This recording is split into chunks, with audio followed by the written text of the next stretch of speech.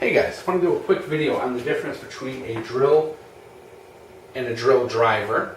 And doing this video, I know a lot of my subs are guys who live in apartments and cities and apartment buildings, and they just don't have the need for home improvement type tools.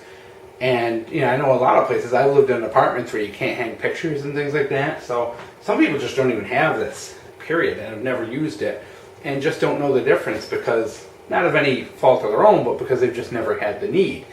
And a drill driver is a fantastic tool and something everyone who's interested in prepping or homesteading or any kind of survivalism should have, because it is such a handy thing. So what's the difference? What's a drill? What's a drill driver? Well, we all know what the ordinary drill is. It drills holes. It uses a metal bit spun at high speed to make a hole into a material.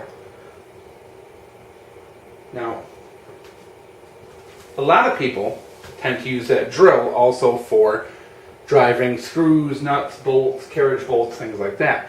And that tool is not necessarily meant for that, and there's a reason for it.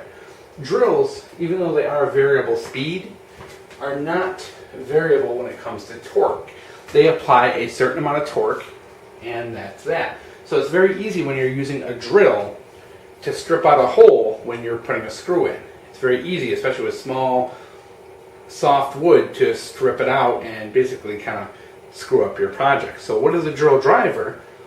A drill driver not only has a normal drill mode, which you can see here on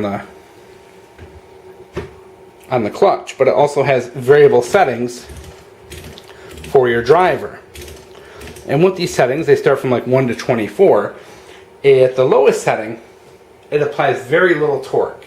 So the chuck basically stops spinning once that level of torque is missed. And if you've ever watched any home improvement type of shows, you know that noise.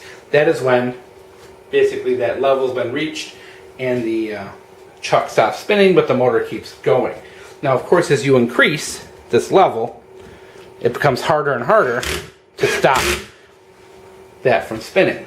So if you are screwing into something, a very soft wood with a small wood screw, you're going to use a very low setting. Say you're building a deck, you're going to use a very high setting. If you're drilling pilot holes, of course, you're going to use the drill setting. So this allows you to not only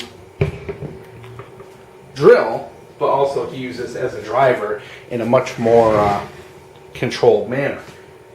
That is a really important thing when you're building things, especially anything you're building as a hobby or you want it to look nice. The last thing you want to do is to screw out a hole when you're strip out a hole when you're screwing things together, and then have to kind of start over, fill that hole with wood putty, and it can cause a lot of issues. Likewise, say you're doing something, say you're hanging pictures or something like that. It's very easy to strip out a hole. So the drill driver is completely invaluable, and it prevents you from doing that sort of thing.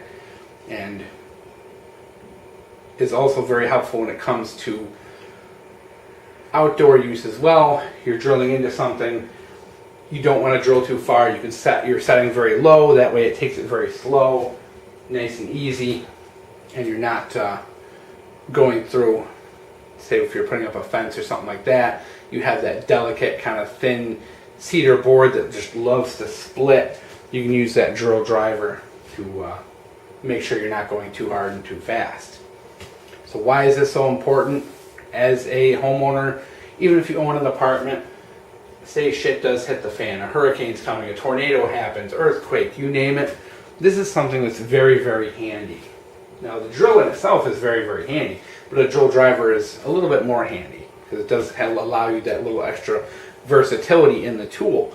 But you may need this to, put up plywood over broken doors and windows, to secure a door, secure windows, make repairs that may have happened to your house. You may have lost big chunks of siding or a piece of your roof, and you may need to go and fix that in order to kind of survive. So it is really important to have. It's good to have a corded and a cordless. I have both.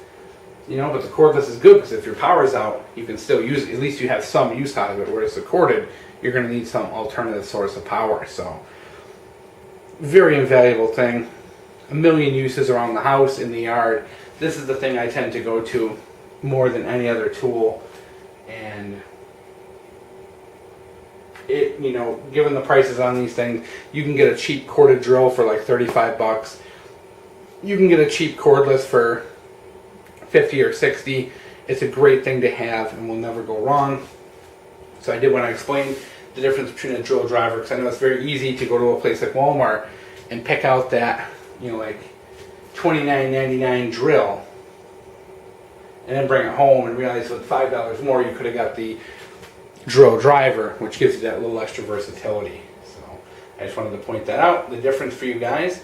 And although it's not the end of the world, you can use a drill as a driver, it is definitely more convenient to have the drill driver all in one.